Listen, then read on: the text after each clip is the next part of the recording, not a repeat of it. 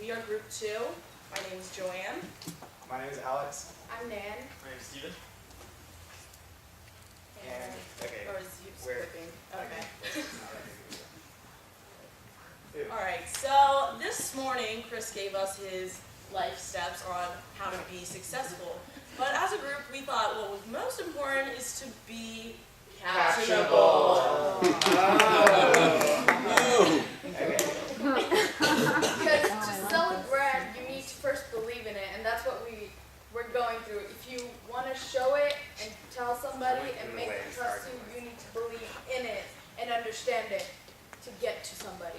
Right. So our goals are make it local, make it exciting, make it personal, make it lasting, and lastly, make it captionable because life is captionable. And going back, why do I care? Why do I share? So the implementation is what we think is key because the way you convey something is the way that person is going to retain it. So we want to implement this whole idea of captionable through a campaign and trying to share ideas, talk to people about it, and just to promote captionable through something easy, something casual like events or some kinds of talks.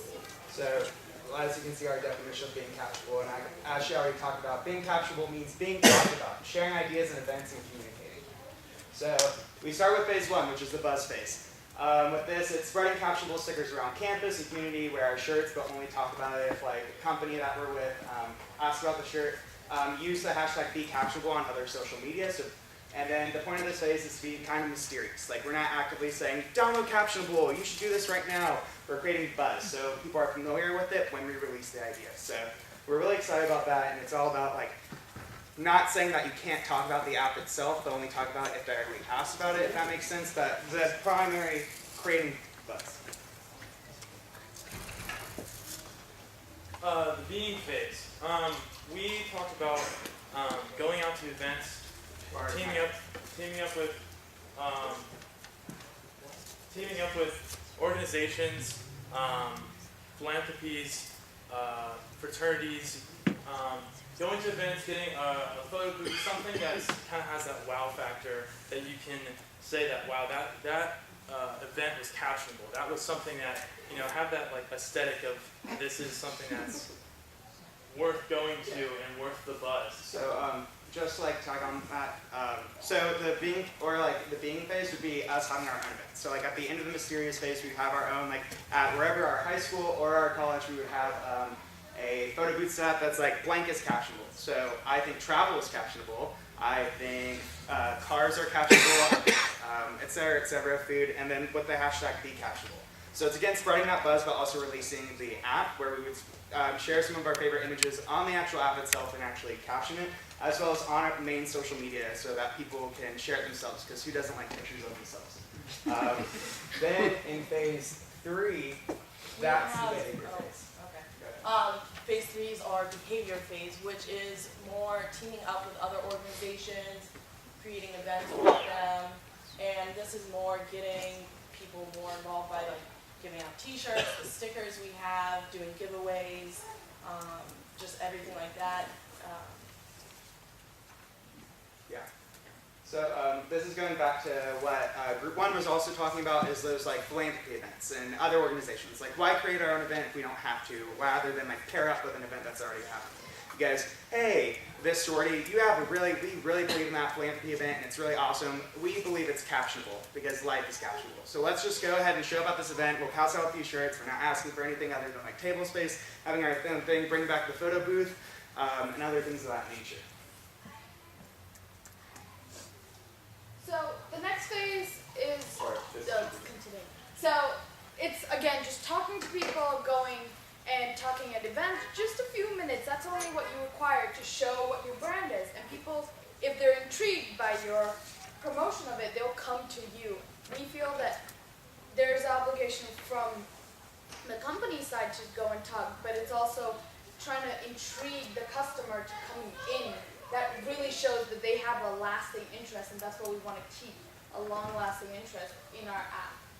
And we also think putting up posters or even giving audible advertising in radio people don't mind it because they just know that there's a next song is coming up and that's okay to them, but we just wanted to keep our advertising area open and different. To add on the personal posters, one thing that I thought about whenever I was asked this question, I guess, was, we have colleges are all the same demographic, all the same, around the same age, but there's all these different markets. There's the business school, there's the music kids. So by advertising to that specific group of people, you could put up a picture of Miles Davis and say swinging or something like that, or say, we are captionable. The music school is captionable, or the business school is captionable. Just kind of advertising to those specific and making those specific schools and making it personal. And as a high school student and talking with college students too, we really found that in high schools that educational use of apps is very key. So for example, I gave this example earlier. If I was studying for a biology exam and I need to make a lot of note cards, which I'm going to use for over the course of the 2 years till I'm graduating, I need something sustainable. I need something which is going to last and I'm not going to put it in the trash or it's going to get crumpled or anything like that. Many people are visual learners, so I think Captionable would be a great option. So imagine you're learning the organs. You would put a picture of a heart, and then you'll be like, oh, what's this? I put the heart. And if you don't get it, you still get the answer, and you will learn. And there's never a moment where you can stop learning, or there's always places for people to interact and talk about one thing. Right. And the best thing about this is that the majority of us here are in college, or even in high school. There are a ton of organizations. Pretty much there's hundreds and hundreds of organizations in all of our colleges. So there's tons of people to reach out to with all different interests. And this is a multi-purpose app. You can use it for education, for fun, for learning everything, for promoting a business, advertisement. It's all there. It's all in this app.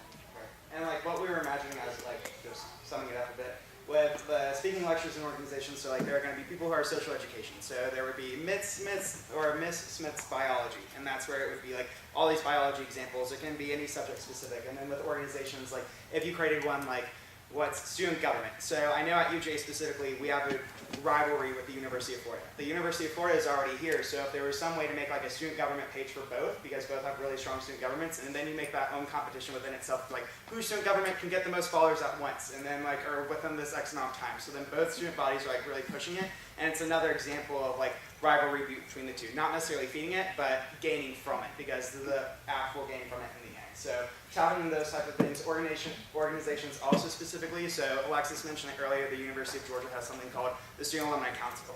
And we do a lot of events with our alumni. So it would be something like alumni dinner next Thursday. So that would be something captionable, and we're spreading that out to news feeds. It's fun because it's not just inviting you to an event on Facebook. It's different because you get to solve what it is, and then you remember it because you solved the puzzle.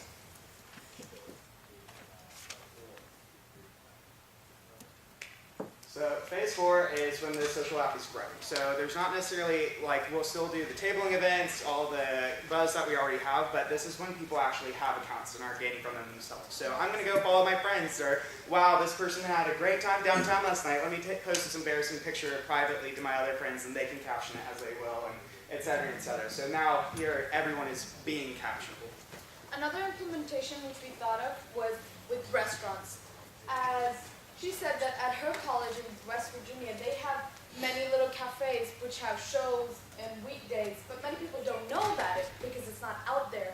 People don't have a way of getting that information. So Captionable is fun because I could just take a picture of some artist's guitar and be like, at 7:30 we have some artist coming. Come there, join us. So it's a fun way to have businesses incorporate with such small starting up apps which are trying to become something new and something big. And I think because restaurants have such a wide target audience, we could get different types of people, but also we could get college students or a target audience of teenagers or young adults.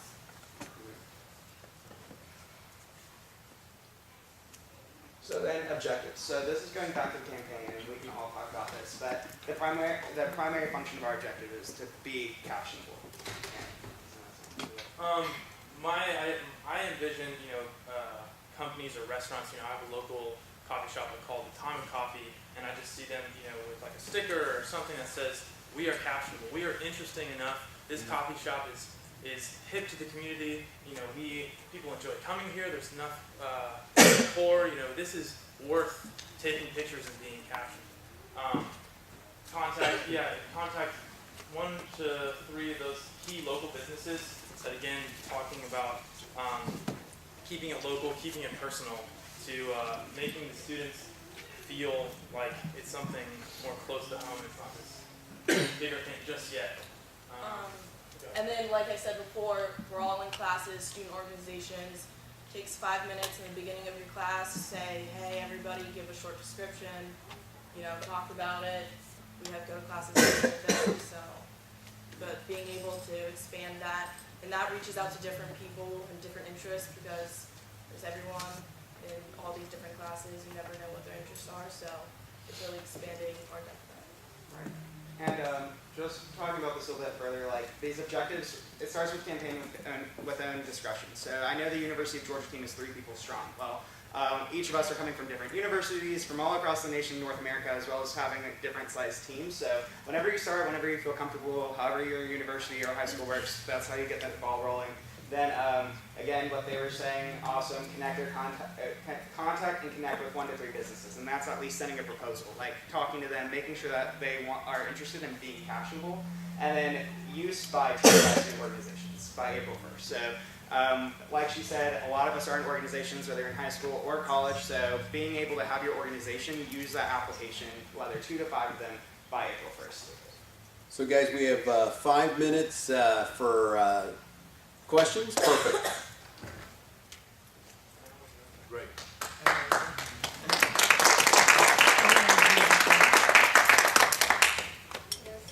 Stephanie touched on this question in the last group, but you guys have a lot of great on-the-ground marketing initiatives, but what's kind of the digital strategy? There's only so many people you can talk to in a day, so how do you, extend beyond that and reach 1,000 people with your marketing message? So, there's the usual Facebook, Twitter, Instagram, but we wanted to step out of the box and try and think of maybe the radio, because everybody listens to the radio and everybody's stuck in traffic. So even something small, something to just remind them there's an app like this would be really interesting and different. And of course we would like to explain ourselves on Facebook and Twitter and Instagram, but also communicate in a way which is personal and somewhat similar to just going and talking to that person and make it very comforting.